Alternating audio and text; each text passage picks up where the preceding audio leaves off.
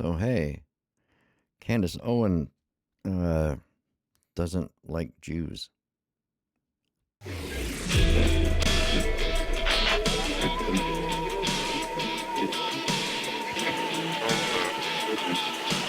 This is really Just Stop. Here's Ross, the host with today's dose of common sense.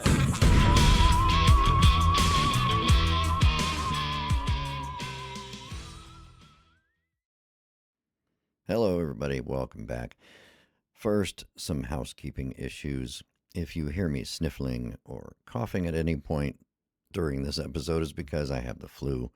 That's why I'm home right now in the morning, and I'm getting ready to do this episode. But I had to do this because I was angry about it this morning. So, of course, being sick, I was awake at 4 o'clock this morning and get online. I start looking at X and stuff. And at some point this morning in my For You feed, let's talk about that. For those of you who don't use X or didn't use Twitter before it became X, you basically had two versions of your feed of what it would show you. And one was you could choose, would just show you the people you follow. And the other one would have recommendations and suggestions and just things that Twitter thinks that you should be interested in based on other things that you've liked and listened to or whatever. So you get things in your For You thing that may have, may not have anything to do with anything you're interested in. And let's go to our little screen share here because what I ran into was I had a Candace Owens post above which it says, the Jews working in the World Trade Center were forewarned about the 9/11 attack and didn't go to work that day.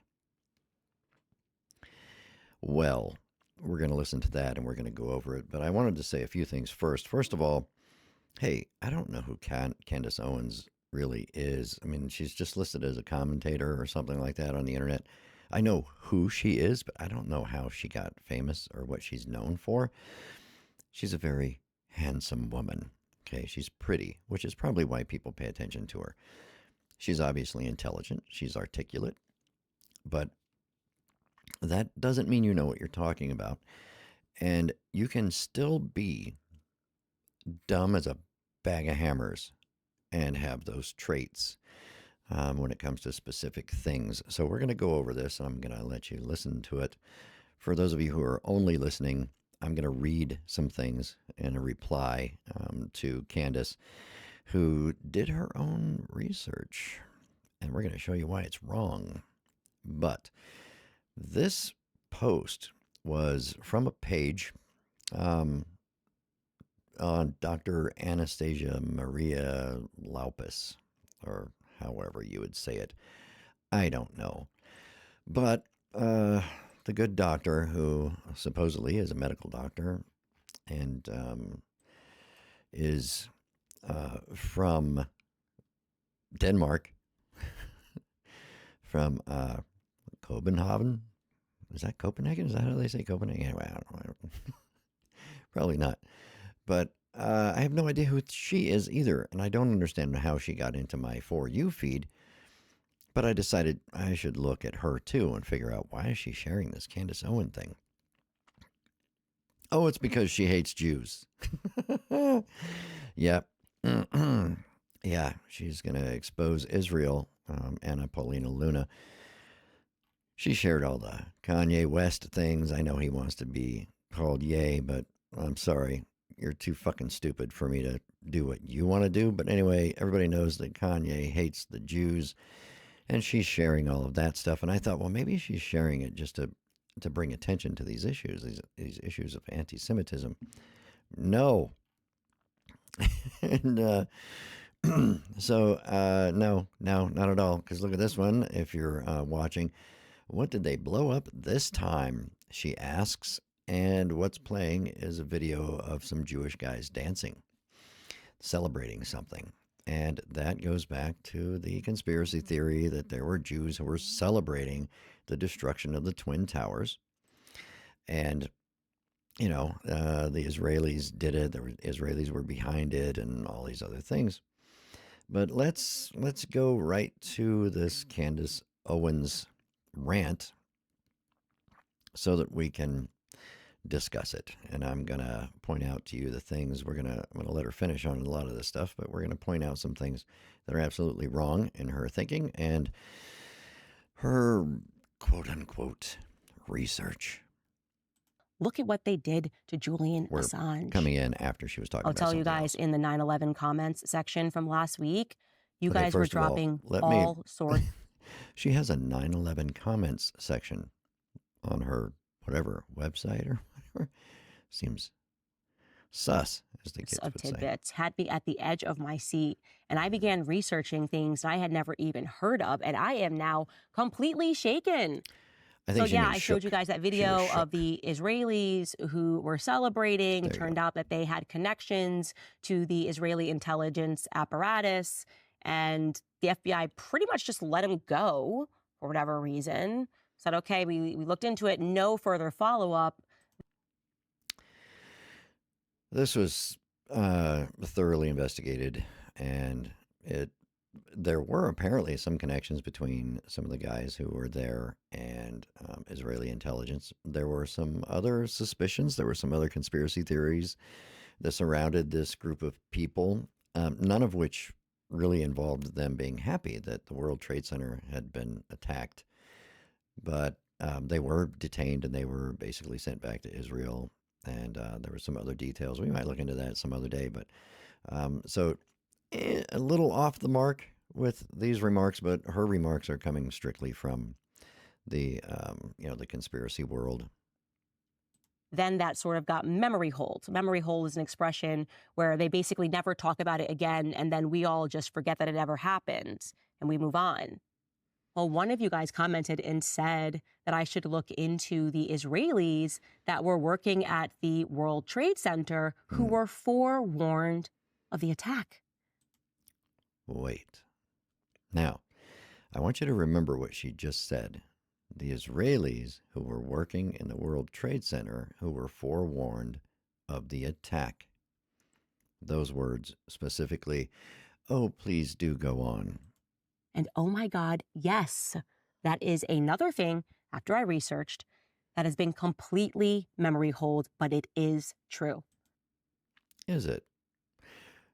But I like how she says, after she researched, she did her own research on this.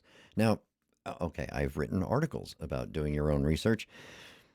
Most people do it wrong, and most search engines will help you do it wrong, and it takes a long time to explain that. There's an article on my website, openresourcesllc.com, about the perils of doing your own research and how you can get sent down rabbit holes of false information by the search engines that are supposed to be giving you the correct answer to things. But sometimes they don't.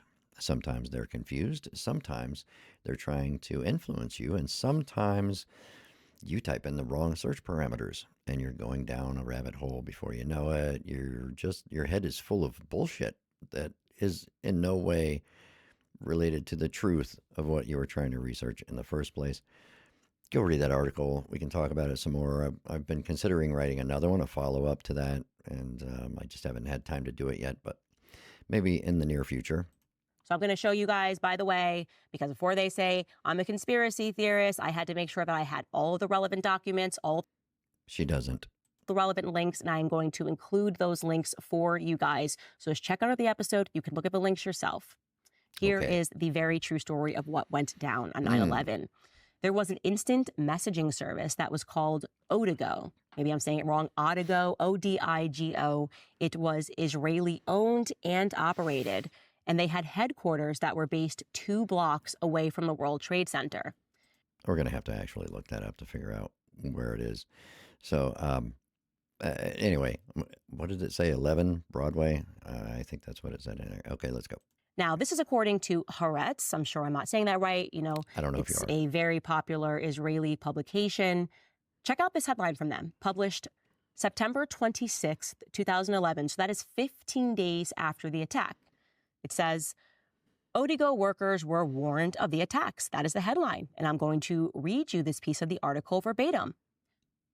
It says, quote, Odigo, the instant messaging service, says that 2 of its workers received messages 2 hours before the Twin Towers attack on September 11th, predicting that the attack would happen.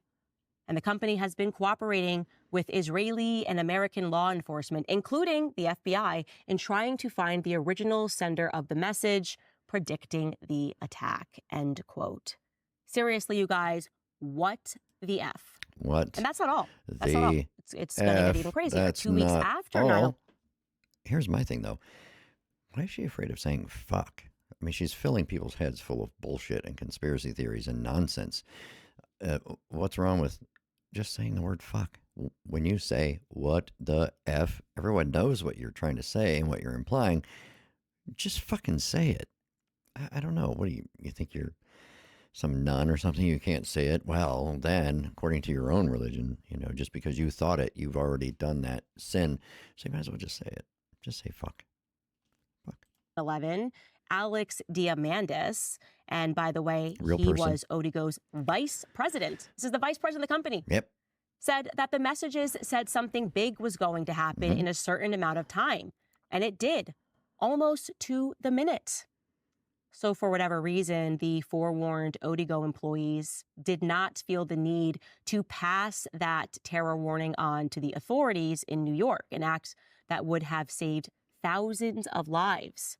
Here, I'm going to explain to you why she's wrong about this, but I want you to realize that she says that she researched this. And you would think that by doing that, she would have read what Alex Diamandis actually said, what the FBI actually said, what Odigo actually said, and then contrast that with what she's saying now. And it's impossible for her to come to this conclusion based on reading the actual quote-unquote documents she claims to have read, because those words don't appear in there. That part of her conspiracy theory do not exist in any official statements made by anyone who was closely related or involved with this investigation.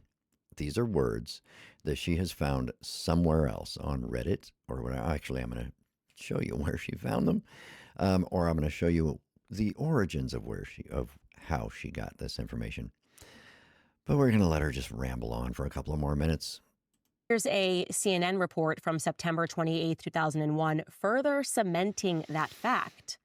It reads, quote, the FBI is looking into whether a warning sent to employees at an instant messaging company less than 2 hours before jetliners slammed into the World Trade Center was connected to the attacks, a company executive confirmed Friday.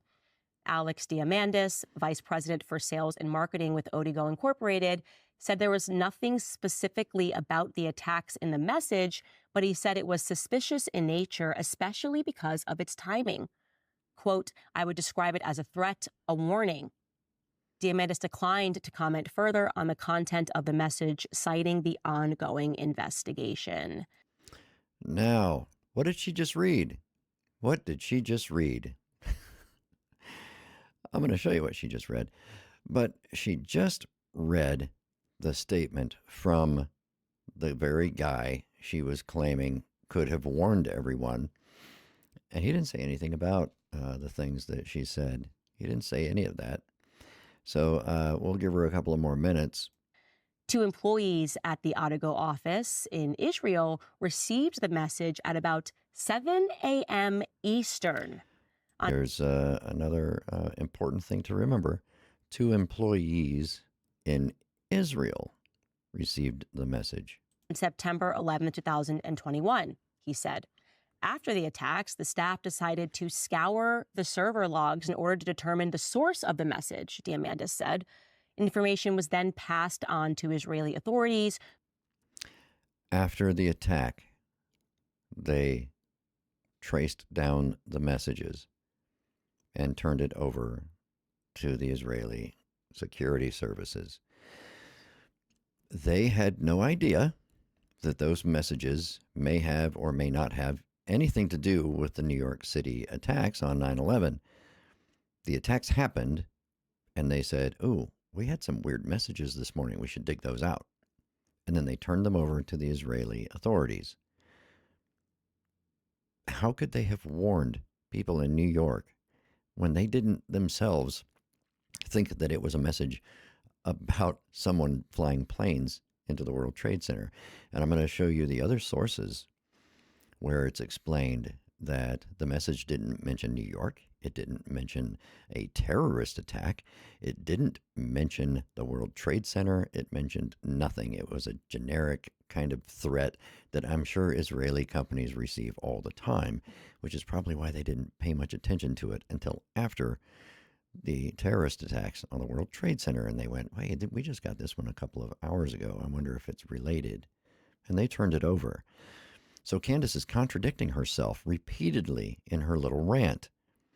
The things that she's saying do not comport with the theory that she's trying to get you to swallow, because she's a piece of shit. Who in turn passed it to the FBI. The FBI did not confirm whether they had received any information from Odigo. So to give you guys a reference, okay, he is saying they received a message at 7 o'clock a.m. Eastern. Yes. The first tower was struck at 8:46 a.m. Eastern. Yeah. So they had an hour and 46 minutes to remove themselves from the premises because they knew that something bad was going. Wait. To remove themselves from the premises in Israel? Candace? Because it really, really irritates me what you're doing here, because first of all, you're telling a gigantic lie, and then you're reading information that's actually truthful, and then you're turning around and making up a lie to go along with it. Because the people you're talking about were in Israel. They weren't in New York City, and they didn't remove themselves from anything. The statement you just read explains that they were busy digging through the servers trying to find these messages. They didn't go anywhere. They didn't run away. Run away from what? The terror attack was in New York. That's pretty far away from Israel. It's a considerable distance. I'm sure there's probably, I don't know, it could be even like hours away by plane. Jesus, Candace. I may have given her too much credit for being intelligent, but I'm trying to give her the benefit of the doubt. Make of that what you will. To happen, and this information was given to the FBI, and we haven't heard of it since. Not even in the media. The media just dropped it. Totally not relevant at all that somebody on Israeli messaging service was saying, hey, there's about to be a big attack. Now, what do they we say about Israel? It's our greatest ally. It's our greatest ally had information that attack was about to take place on American soil. No, they didn't. And rather than alerting American authorities, they decided to alert other Israeli citizens. Did they? Oh, there's more. Oh. On September 12, 2001, the Jerusalem Post, also based in Jerusalem, reported in a since-archived online publication that, quote, the foreign ministry in Jerusalem has so far received the names of 4,000 Israelis believed to have been in the areas of the World Trade Center and the Pentagon at the time of the attack, end quote. Okay, fine. And yet, despite this remarkably, and that's according to someone who was traveling with Bibi Netanyahu, only 4 Israeli citizens died that day. So the foreign ministry was looking for 4,000 of them. And fortunately, and I do mean that fortunately, because I don't want... No, she doesn't. I wish nobody had died that day. Only 4 of them actually did die. Here's that clip of Bibi Netanyahu and his wife, and you'll hear somebody off on the side confirming that only 4 Israeli citizens died that day. This whole section that we see here, we're running all the way down to all Cantor Fitzgerald folks. So there, how many Israelis? There's 4 Israelis altogether.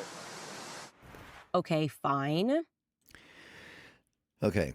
Now, there is something about that as well, because the guy was saying that section was Cantor Fitzgerald. They lost a lot of employees that day, and they're specifically talking about that. I haven't researched this yet, but I'm going to take a guess and say that those 4 Israelis worked for Cantor Fitzgerald, and that doesn't mean that only 4 Israelis died in those attacks. I'm going to research that. Maybe during this episode we'll look at it. But based on the context of what they were talking about, I'm going to assume that those 4 Israelis they were talking about worked for Cantor Fitzgerald, and the guy who was leading that presentation for Netanyahu and his entourage was probably a representative from Cantor Fitzgerald. And they lost a lot of employees that day. And I think what he was trying to say, or what they're saying, was that 4 Israelis were there with their employees at the time. But we'll possibly look into that and get some more information. As a matter of fact, maybe we'll do that right now. So I think what we let's see, how many Israelis died in the 9/11 attacks. Sorry, I have to look around my...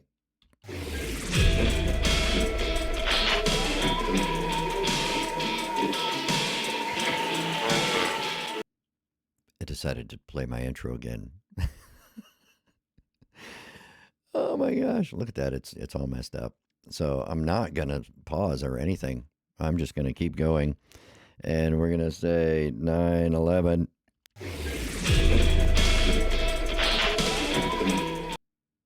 Oh, my hotkeys are killing me. It's killing me. Okay, let's just move on. I'll do it at the end so I can close that window. So anyway, what I did was I took the things that she mentioned and I just put them right into a little search engine thing, and I started looking at them. You'll notice that when she read the Haaretz article, and again, I don't know if I'm saying that correctly either, she only read the first paragraph, and that's because she refused to give them her email address so that she could read the entire article.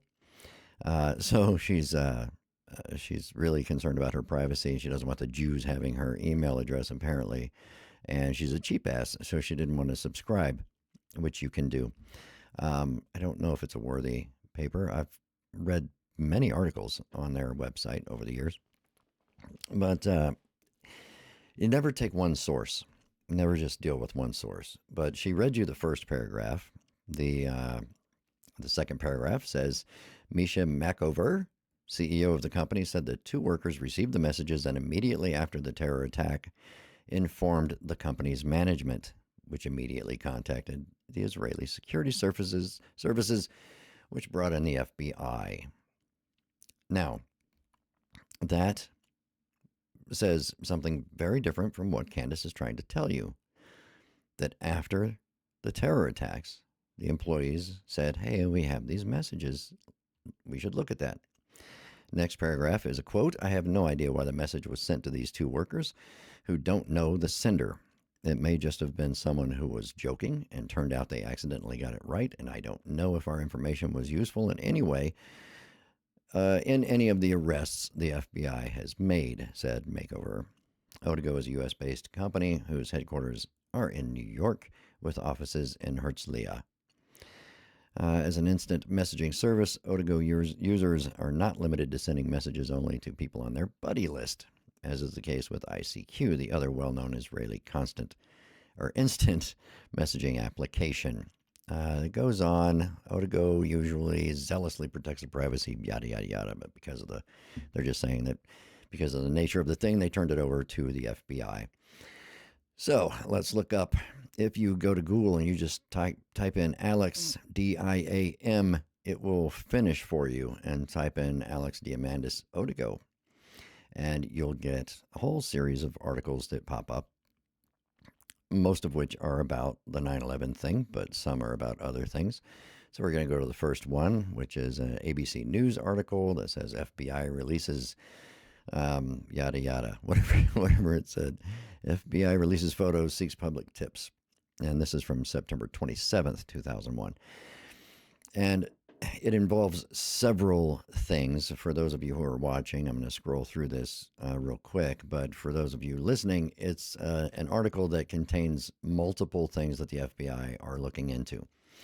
And if you scroll down, you find FBI probes possible email warning, which my understanding is that it wasn't an email warning, but the FBI, I'm quoting from the article here, the FBI is investigating a pair of seemingly ominous email messages received by employees at an instant messaging service 2 hours before the first hijacked plane struck the World Trade Center in New York.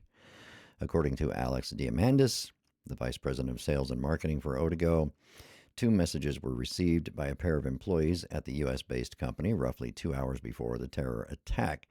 Diamandis said the messages warned that something bad is going to happen in 2 hours, but made no reference to the Twin Towers, New York, or any specific location. Otago has headquarters in New York City and is a leading provider of instant messaging services in Israel. FBI investigators are said to be attempting to trace the message and determine who sent them. Okay, well, that's what the FBI says about it. If you go to the September 11th forewarning conspiracy page on Wikipedia, you also get a thing from Otago. And it talks about, I'll just quote the whole thing. I'll just read it to you for those who are listening. Otago Messenger reported that 2 of their employees who were working in an Otago office in Herzliya Pitwa in Israel, I'm sorry I butchered that, I know I did. 2 employees in Israel received a derogatory English electronic instant message on the day of the attack, non-specifically threatening them that a terrorist attack would happen. They did not mention this to their employer until after they heard reports of a terrorist attack in America on the news, after which they informed the company's management, who traced the IP and contacted the FBI.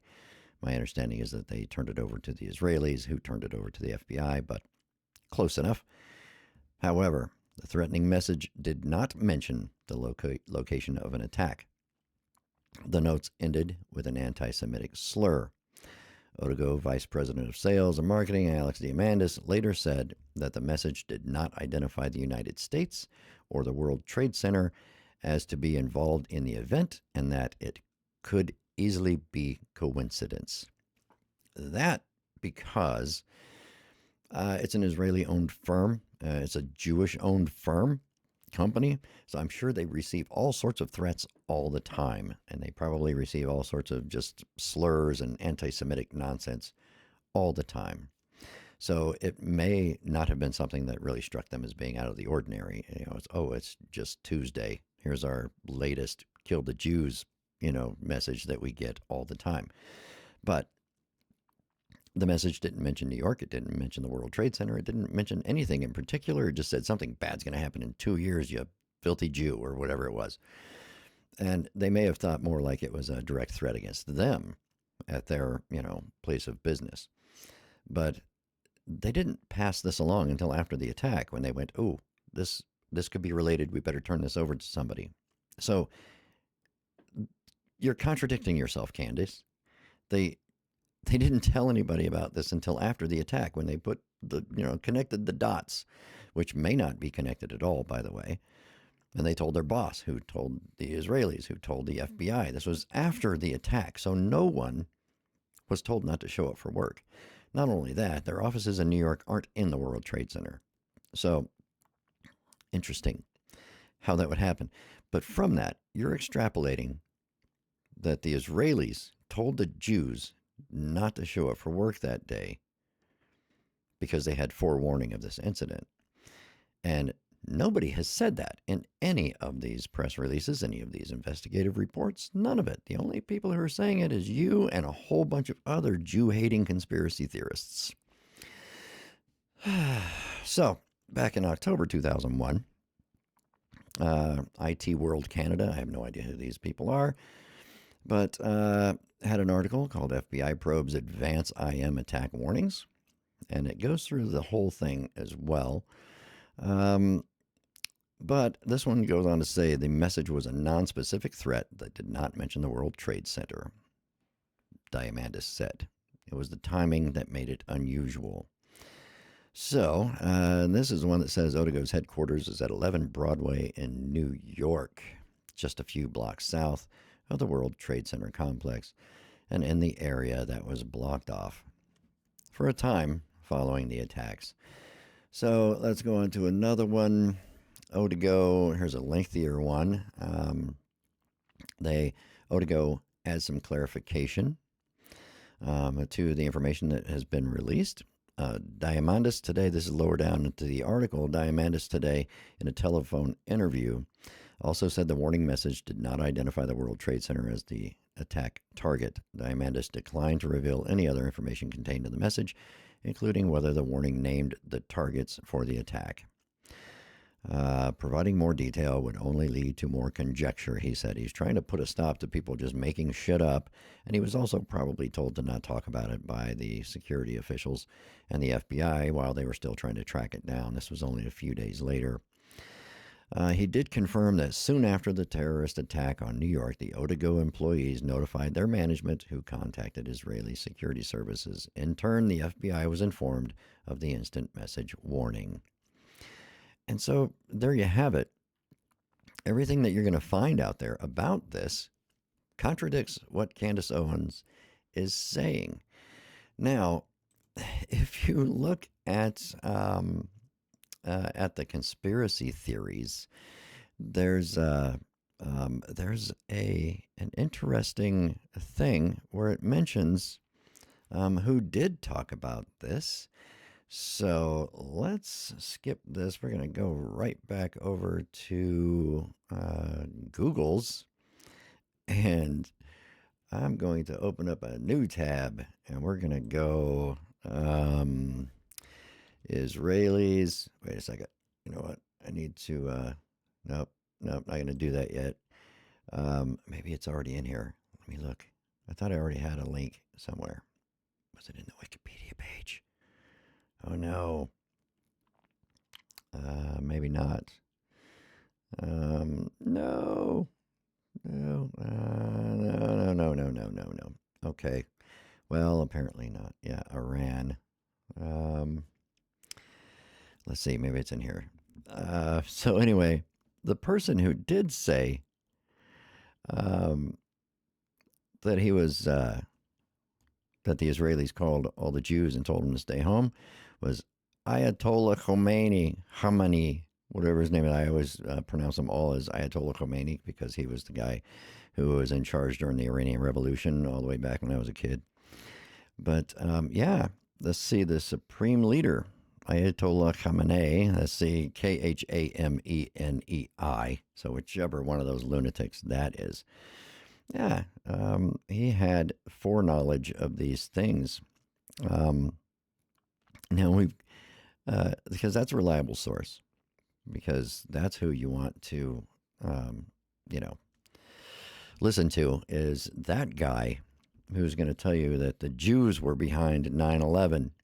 And unfortunately, a lot of people are just going to take that at face value, and they're just going to run with it. So the only article I could find on my original research that says the Israelis notified all the Jews in New York and told them not to show up for work that day, that information, the only person who was putting that out at the time was the supreme leader of Iran. So a little odd, don't you think? But Candace, delightful Candace, is just going to tell you all the stuff. She's just going to lie to you about the whole thing. And this is the problem with people who do their own research, who go into the research with a preconceived notion. Someone told her that the Jews did bad things on 9/11. And so everywhere she looked, it was stuff about the Jews. And she was just reading garbage. But she can't get her story straight. She tells you one thing, and then she reads those official documents and articles that she claims tells you the whole story, and those things contradict what she had just said.